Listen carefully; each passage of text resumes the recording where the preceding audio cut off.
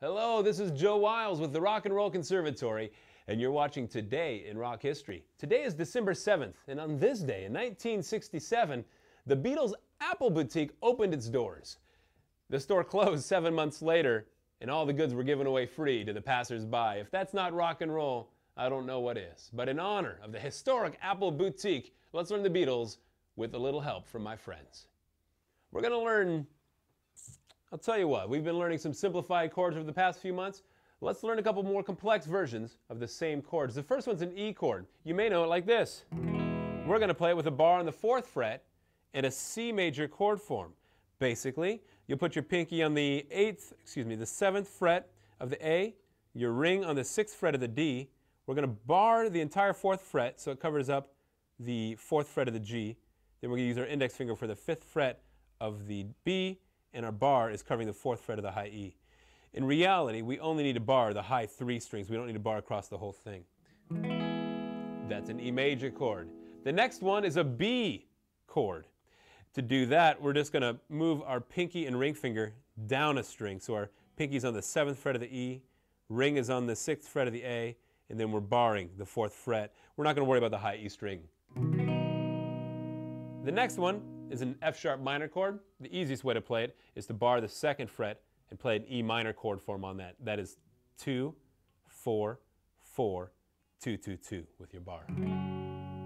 The next one is a B chord, and the simplest way to play that is with an A chord form, barred on the 2nd fret. That's 2nd fret here, barred with your index finger. 4th, 4th on the G, 4th on the B, and 2nd fret high E. That's the other B we're going to learn for this song. And then, let me see, the chorus. We're going to play a standard D chord, which is an open D, 2nd fret G, 3rd fret B, and 2nd fret high E. And then we're going to learn a standard A chord, open A, 2nd fret D, 2nd fret G, 2nd fret B, open high E. And then back to that weird E major chord with the C chord form on the 4th fret. All right? This is what it sounds like in context. I'll play it slowly so you can play along.